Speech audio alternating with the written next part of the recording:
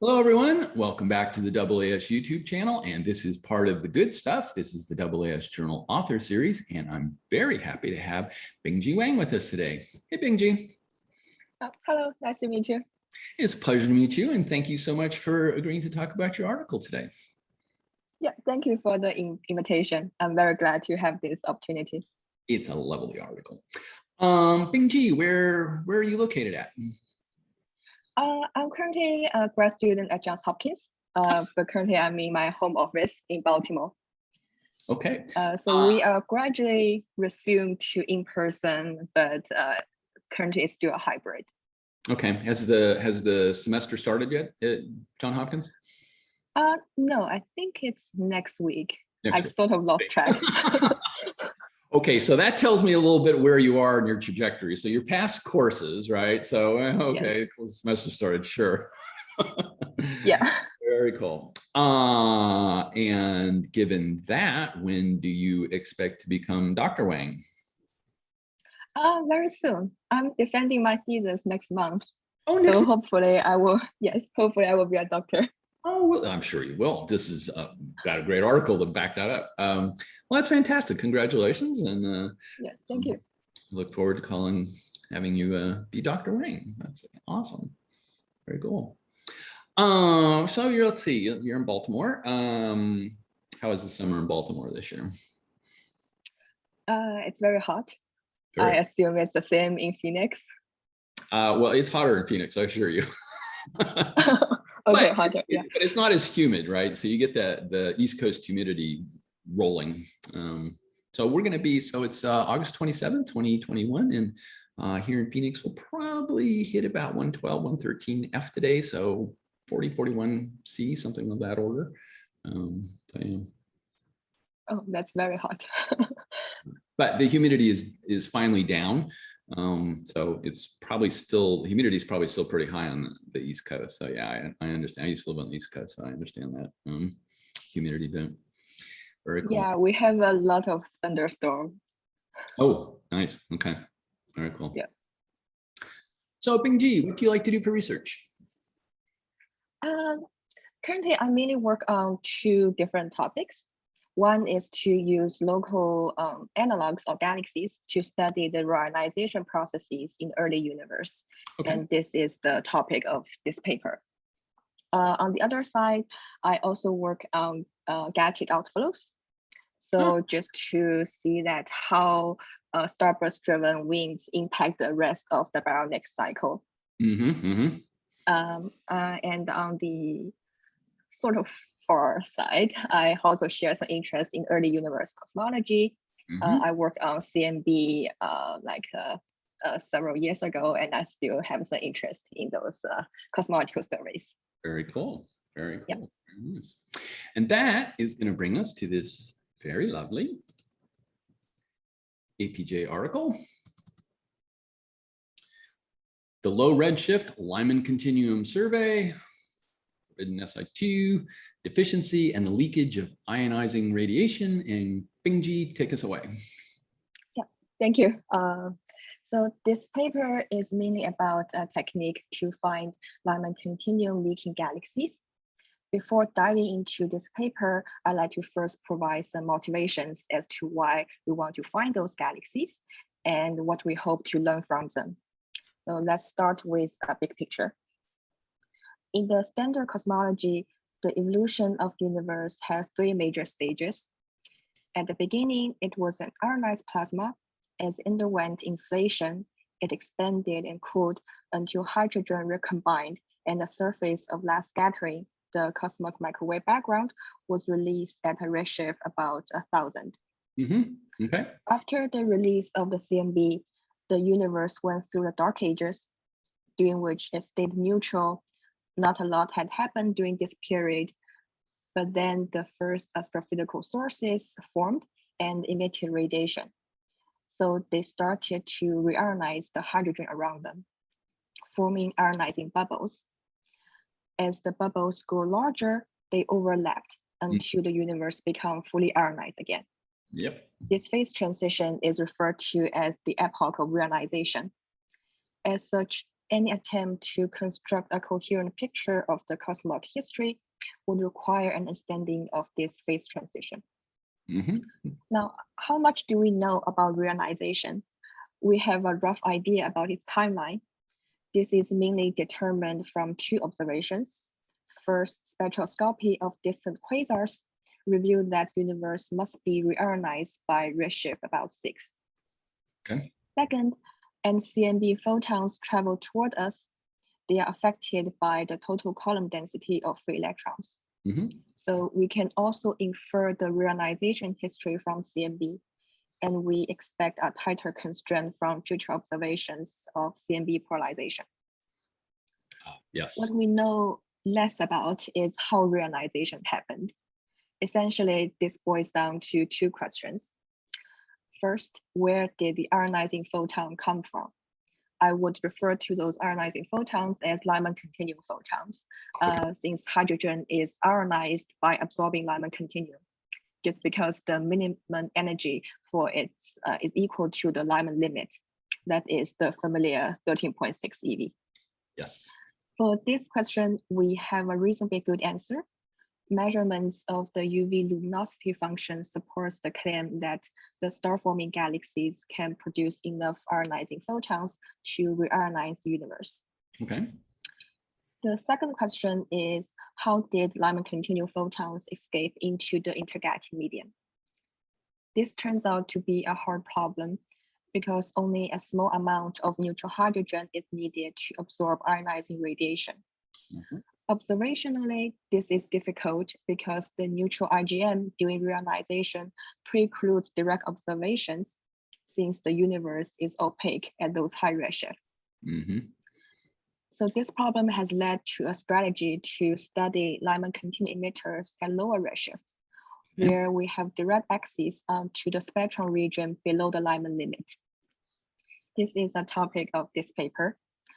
By studying directly how ionization photons make their way out into the intergalactic medium in those nearby galaxies, we hope to understand how early galaxies reionize the universe. Okay. Over the past decade, the community has invested in huge efforts to identify a handful of them. If we can go to figure 1 on page 3, this figure sort of shows the status of the field. Okay, let me do a little blow up. Yeah. Focus on this one first. Thank you. So if we look at the green and orange dots, the green and orange dots sort of give you an idea of the sample size, roughly at the same order of magnitude of the low Z Lyman-continuum emitters before this paper. Those green dots are the green peas. They make up the majority of the low Z Lyman-continuum emitters. They got their name because they look like green peas due to their compact size and the strong oxygen emission. They have been studied in detail in a series of papers led by Istov and among other papers. The two orange dots are the two Lyman-continuum emitters found in my 2019 paper. Okay. There are also a few more being found in other literature, but the overall sample size was very small, as you can probably tell. Yeah. This is no longer the case after the low redshift Lyman-continuum survey. Cool. This is a large HST program which has taken UV spectrum for 66 star-forming galaxies at redshift about 0.3. Okay. The newly confirmed Lyman-continuum emitters are shown as purple dots and purple circles on this figure. What I was interested in doing is to see if we could establish robust relationship between our newly proposed samples for Lyman-continuum leakage and those real detections of Lyman-continuum. Okay. If such a relationship could be established, this will make the search in the future more efficient and possibly diversify the sample size and sample population so that we could study the different ways in which Lyman-continuum escapes. As the title indicates, we propose to use the relative weakness of S2 emission lines to be a tracer of gas that is optically thin to ionizing radiation. What's the physical basis for this tracer I think we can jump to figure 4 or 5 on page 6, and then I will come back. Okay, all good. Figure 4. That's a nice schematic. Figure 4, I think. Yeah, that's it. So we can just focus on the right side first. Okay. And don't worry about the caption for now. I'm just gonna use this as an illustration, but not as the whatever said in the paper. Very good. So this diagram can be helpful in illustrating the physical basis for our proposed tracer. So when you think about the ionization processes driven by the photons emitted by stars in a galaxy, you can imagine that we have an ionized region that is those yellow shells on the innermost part. And on the outside, we have the neutral region. Between those two regions, we can have a partially ionized zone. For the Lyman-continuum to escape, the gas must be optically thin to the Lyman-continuum, which means that the neutral as well as the partially ionized zones are weak or even absent. Considering that the ionization potential for producing S2 is only 10.4 eV, this is much less than what's needed for ionizing hydrogen. S2 emission mostly arises in this partially ionized region, as shown as the green parts on this diagram. As said before, this region is expected to be weak when the gas is optically thin to Lyman-continuum. So the relative intensity of S2 drops significantly in this case. Okay. So just purely based on the energy argument, that served as the physical basis for using S2 deficiency as a tracer to find Lyman-continuum emitting galaxies. Very good. Okay. Yeah, now our task becomes how to define the relative weakness of S2, since this is a relative quantity. For this, we can go back to figure 1. All good. Figure 1. Yeah.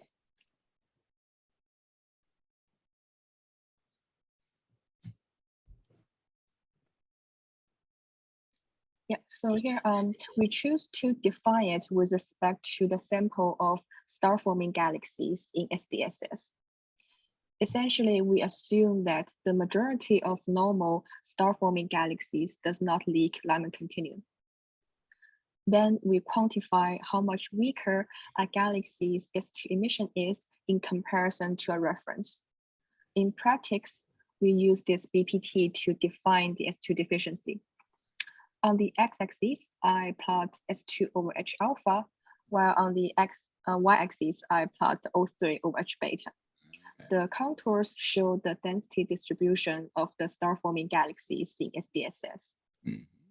The black dotted line is fitted to the locus of the peak distribution.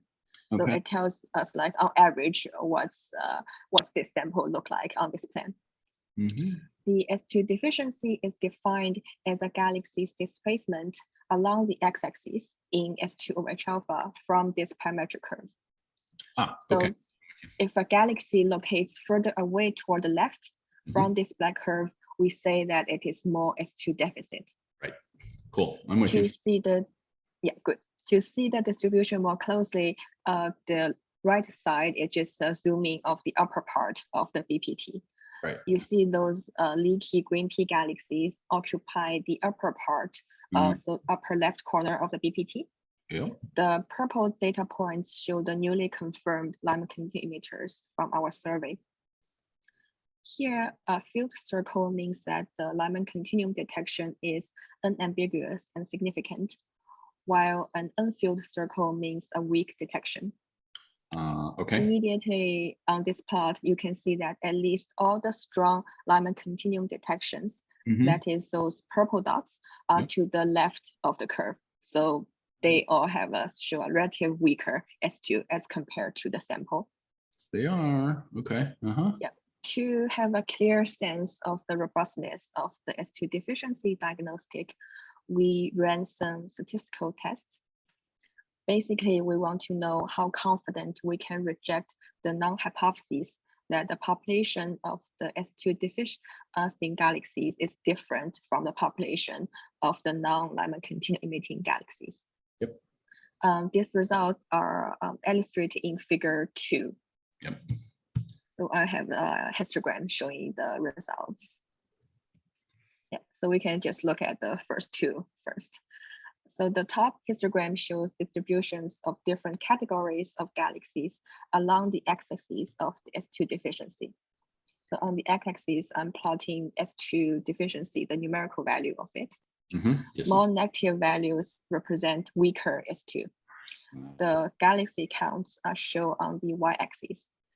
Yep. As said earlier, I classify the Lyman-continuum detections into three categories.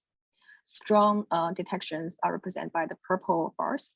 Weak detections are by the pink colors, and non-detections are shown as gray bars.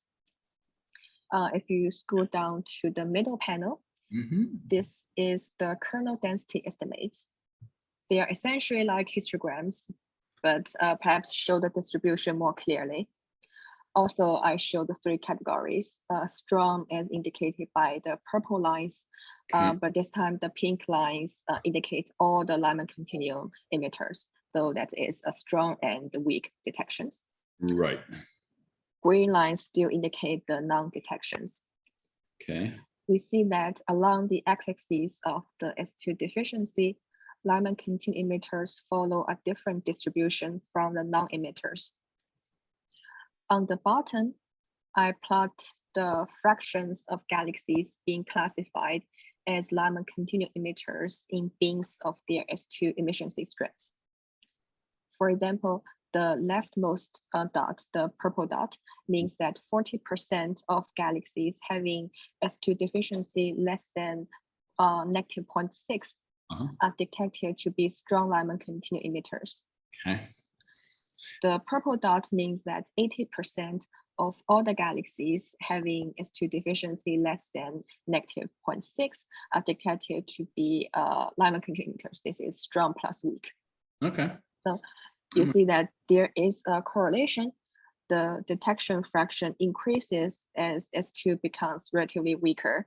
Yes. The uncertainties are driven by Poisson statistics on the number counts. Sure. Taken together, yeah. One question on B. What is this? What is this band? You've got a band. I don't know, -0.1 to -0.2. Yeah, -0.2. So this is just sort of benchmark of how weak the S2 is, because we measure index. So 0.1 is like 10 order magnitude, and the other is 2 orders magnitude. So sort of shows just more clearly how the distribution are. Okay, thank you. Yeah, so taken together, those results indicate that S2 deficiency diagnostic can reliably select candidates of Lyman-continuum emitters. And that was the first conclusion during this paper. Good. After establishing the relationship, we went on to compare the different signposts of Lyman-continuum leakage. As mentioned earlier, there are other galaxy characteristics that have been identified as potential signposts for Lyman-continuum leakage. If we go to figure 3, I sort of show some examples. Okay. Before explaining those two figures, I just want to name a few of the proposed signposts and say a bit about their physical origins. First, people have taken high star formation rate per area as an indicator for Lyman-continuum leakage, because it leads directly to a high intensity of ionizing radiation, which in turn can lead to an ISM that is optically thin to the Lyman-continuum. Okay. Second, and perhaps the most well-known tracer is large value of Lyman alpha equivalent width. It implies clear channels through which photons recently scattered off hydrogen atoms. We often observe blue shifted emission, which suggests that we are seeing Lyman alpha photons scattered off the near side of an outflow wind. Finally, high O3/O2 flux ratio is also well studied. It means high ionization state and is a characteristic of the class of leaky green peas. So we compared S2 deficiency with those various indicators. Here are just two examples. In the left figure, we plot S2 deficiency versus the Lyman alpha equivalent width. while on the right side, we plot S2 deficiency versus the O3 over O2 flux ratios. The colors indicate escape fractions, which I will talk about in a minute. Okay. The correlation coefficients and the p-values also show on the figure. Most of the correlations are rather weak. I have attached a bunch of similar figures in the appendix. Yeah. This suggests that S2 deficiency provides information on Lyman-continuum leakage that is largely independent of other samples. And I will circle back to what this implication is when I say the physical properties of galaxies. Okay. So far, I just showed that the S2 deficiency is an effective method for selecting candidates of Lyman-continuum emitters. Yeah. Now I'd like to move our focus to escape fractions. This is the fraction of Lyman-continuum photons generated in a galaxy that invade photoelectron absorption and dust in the interstellar medium to escape into the neutral intergalactic medium and ionize it. Okay. Escape fractions, or F escape, is critical for understanding reionization for obvious reasons, but remains poorly constrained. Okay. Naturally, we wanted to see if there is any correlation between the numerical values of S2 deficiency and F escape. I can just tell you now that we didn't find any. Okay. This is illustrated in the two figures. So if we scroll down to figure 4, I think it's 5. 5, yeah. Yeah. Okay. Yeah, figure 5. So yeah. So on the x-axis, I'm plotting the numerical values of S2 deficiency, and on both y-axis are the F escape. The colors indicate different samples of galaxies. We consider two approaches for inferring the escape fraction. That's why here we see like two kinds of F escape. This was done because there can be a lot of assumptions going into inferring F escape from the galactic spectrum. For example, we need to model the intrinsic stellar spectrum. We also need to deredden the observed spectrum. Without going into too much details, we see that in both figures, the data show substantial scatter. The downward errors on those gray dots show the upper limits on F escape, while the other data points are real measurements. So from those two figures, we think that it is not obvious how to infer escape fractions from numerical values of S2 deficiency. Several factors could contribute to this observed complexity, and I will try to offer some explanations. Okay. And I think we can return to figure 4. Here we show the schematic diagrams of a Lyman-continuum emitter. That's the one on the left. And a non-Lyman-continuum emitter that's on the right, in the context of a simple wind blow shell. Starburst-driven galactic winds can create a shell. The light green region represents ionized gas. The green region represents partially ionized region where S2 emission arises. And the orange regions represent neutral gas. In the formal case of a Lyman-continuum emitter, only the optically thick clouds contribute to S2 emission, while both the clouds and the optically thin regions between the clouds contribute to emission from Balmer and high ionization metal lines. In the latter case of a non-Lyman-continuum emitter, the entire shell contributes to the S2 emission. So the S2 would be relatively stronger if it's a non-emitter.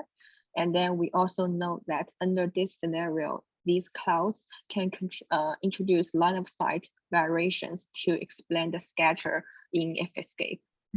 This line of sight variations to explain the observed scattering has also been studied before, such as in Stadell's paper, in which they used the Keck to find Lyman-continuum emitters at higher redshift. They found that this line of sight variation is consistent with their data.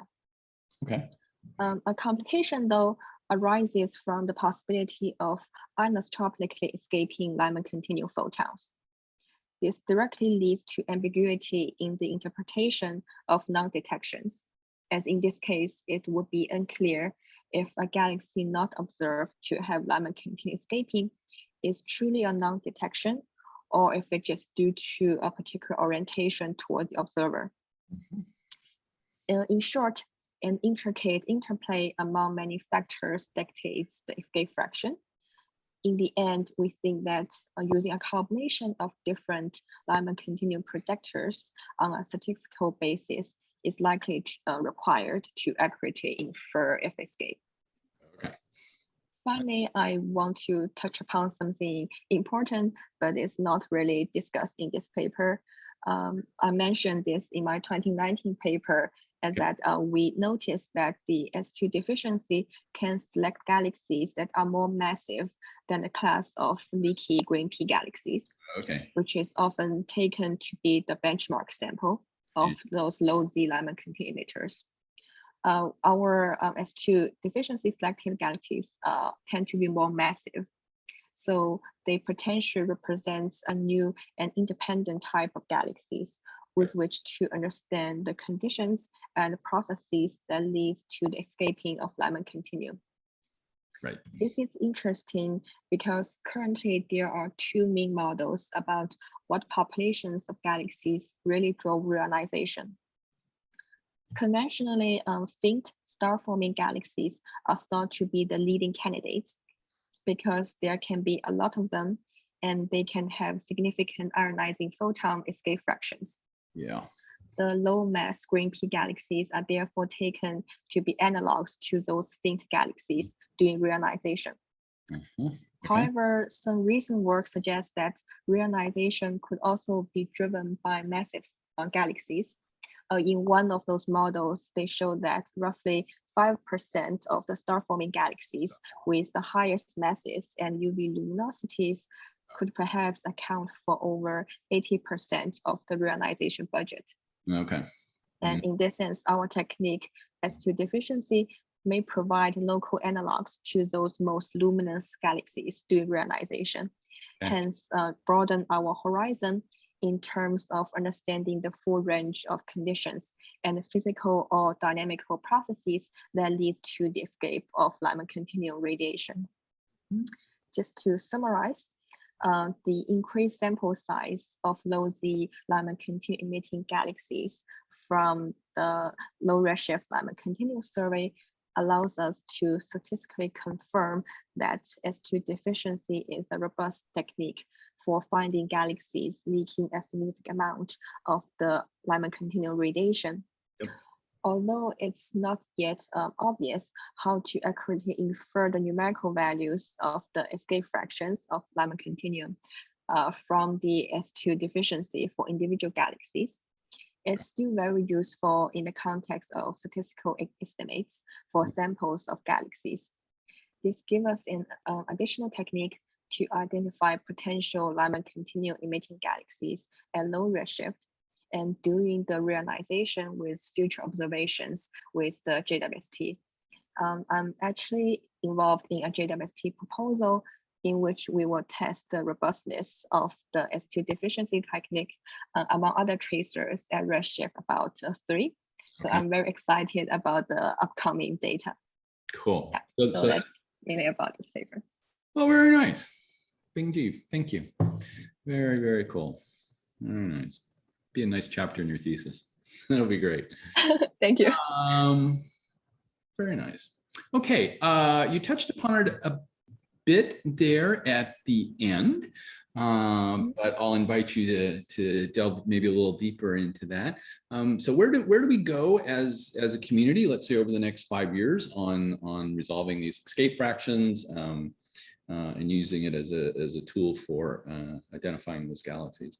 So you mentioned a JWST proposal. Was that actually awarded time? And what about things, other telescopes that may be useful for this? Or is there also theoretical calculations that could be done to help distinguish those escape fractions? Yeah, that's a very good question. So I can answer in several different aspects. So the first is the data from this HST survey was recently being processed. Many of my colleagues are working on different topics about what we can learn from these low redshift analogs. Once it's completed, we would have a more complete view on the galaxy properties and the physical environments of the ISM. Now looking into the near future, we would have data coming from JWST. That proposal was I'm very fortunate that was awarded time.